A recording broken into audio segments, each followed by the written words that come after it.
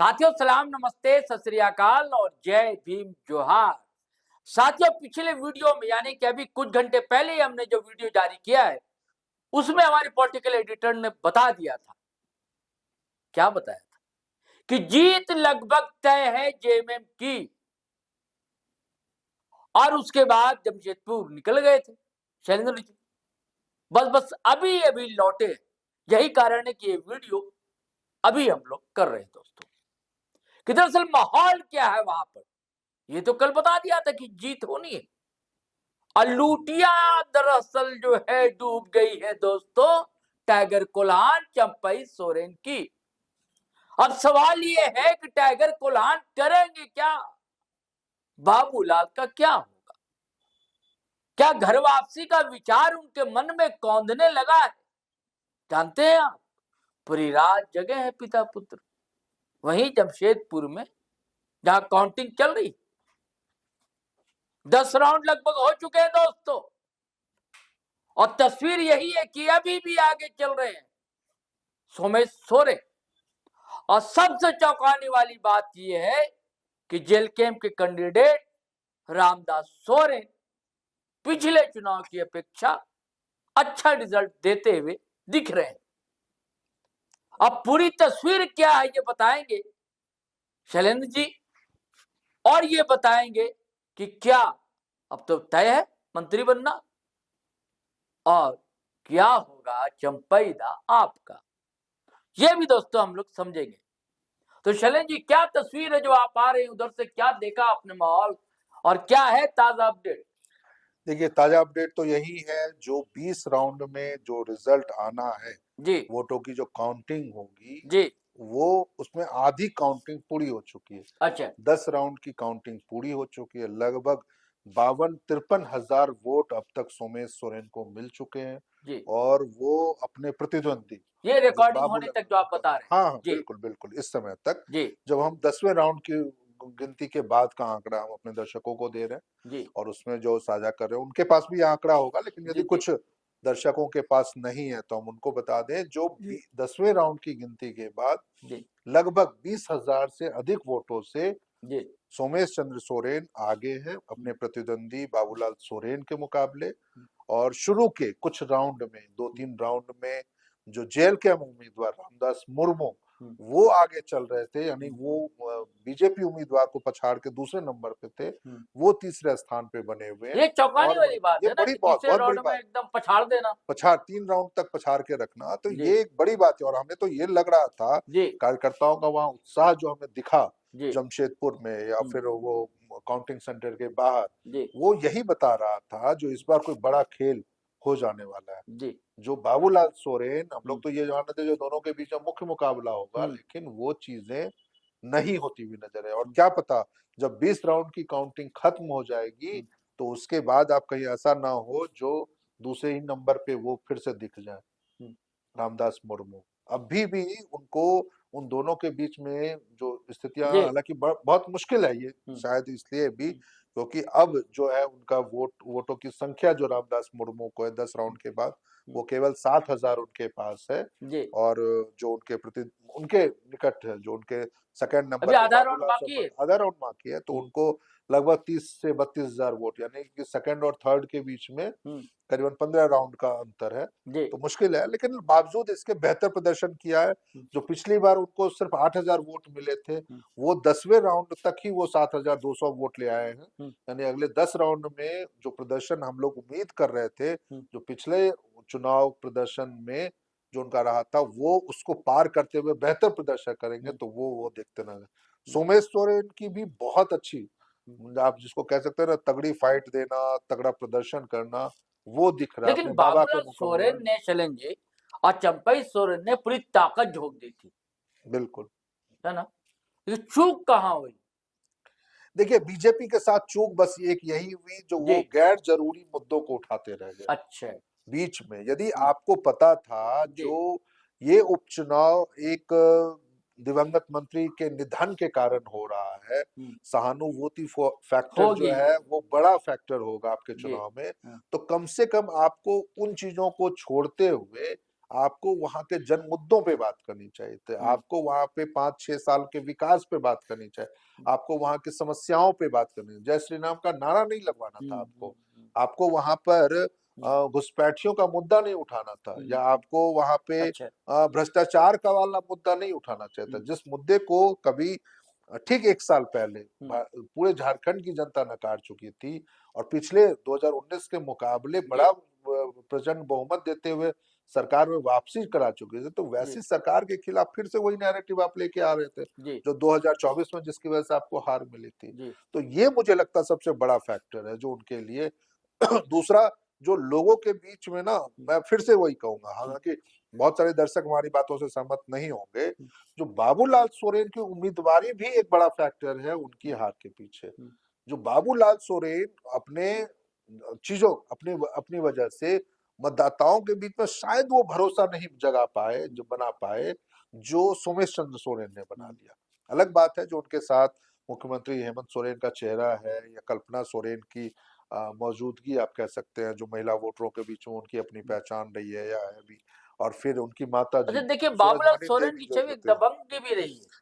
हाँ, 2 मामले ऐसे हैं, हाँ, 2 या 4 मामले केस ऐसे भी थे रहे हैं जिसमें उन पर। उनके खिलाफ केस दर्ज हुआ है। जी तो ऐसे में तो निश्चित रूप से ये बहुत मतलब अजीब ये लग रहा था, और चर्चा भी जिसकी थी, देखिए कई बार हम लोगों और ने करने सोमेश की वाले छवि होते, 100 में दिखती है। बिल्कुल दिखती है। जी चर्चा भी हम लोगों ने अपने स्तर पे ये रखी थी, जी जो क्या बाबूलाल सोरेन को फिर से मौका मिलेगा? कई वीडियो में हमने, जी क्योंकि जी रामदास सॉरी वो एक कोई रमेश चंद्र हांसदा का नाम था, रमेश हांसदा सुनीता का नाम था, सबसे मुंडा ज्यादा का था। नाम था। हाँ, जी तो कई ऐसे चेहरे थे या कई ऐसे उम्मीदवार थे जिसके कारण जी आपको आने वाले समय को देखते हुए आप उम्मीदवारी बन देनी चाहिए थी। जी जब आप एक अच्छी लहर के बावजूद, जो सो कॉल्ड लहर थी जिसकी चर्चा आपने कही थी, तो उस समय प्रभाव आपका काफी था 2024 के मुकाबले, उसमें यदि आप उनको जुटा नहीं सके, आप उसमें अच्छी टक्कर नहीं दे सके, तो अब तो परिस्थितियां ही बिल्कुल अलग अच्छा, हैं। जेलकेम ने वही खेल नहीं खेला जैसे विधानसभा में खेला था कि कई जगह डिंक एनडीए के उम्मीदवार को। देखिए जेल कैंप का प्रदर्शन ना, हम पिछली बार के ये वोट मुकाबले किसका में काटा? एनडीए का ही तो वोट है ना।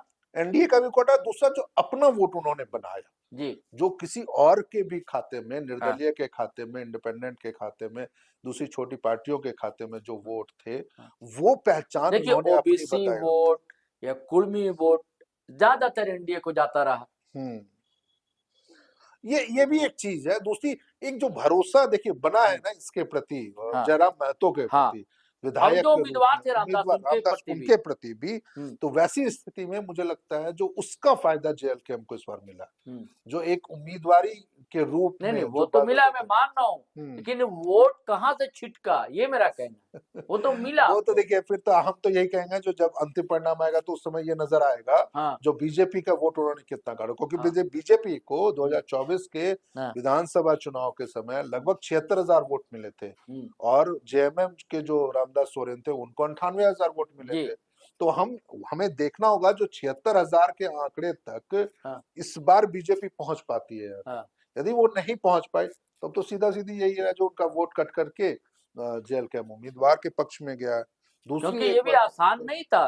हेमंत सोरेन ने पूरी ताकत झोंक दी, पूरा कैबिनेट लगा हुआ था, पूरा सारे क्या विधायक लगे पूरी हुए थे, पार्टी लगी, पूरी पार्टी पूरी लगी हुई पार्टी लगी थी, हुई थी। कैबिनेट ही आप मत उसको बोल के जी उससे पूरी मरने पार्टी की, लगी पूरी हुई थी, पार्टी सारे लगी विधायक थी। लगे हुए और थे। ये जरूरी भी था, जी ये जरूरी इसलिए भी था क्योंकि आपको बिहार चुनाव में मौका नहीं मिला था, आपके पास ये अवसर था जो आप अपनी दमदार उपस्थिति दिखाइए, आप अपनी चीजों को वहां प्रदर्शित कीजिए हाँ और उसके मुकाबले आप बेहतर प्रदर्शन कीजिए। सरकार के कामकाज को लेकर के भी आपके ऊपर सवाल उठ रहे थे, आपको तो ये भी कह रहे थे जो 6 साल, वहां पर तो ये चर्चा तक भी उठी, कई जगहों पे बीजेपी नेताओं ने इस मुद्दे पे भी उनको घेरने की कोशिश की जेएमएम को, जो 6 साल का इनका क्या वो रहा। जेएसएससी सीजीएल का मुद्दा उठा करके यहाँ पर रांची से लेके आप घाटशिला तक लेके पहुंच गए, मंत्रियों के खिलाफ आपने मंत्री गायब है, लापता मंत्री का पोस्टर तक लगवा दिया।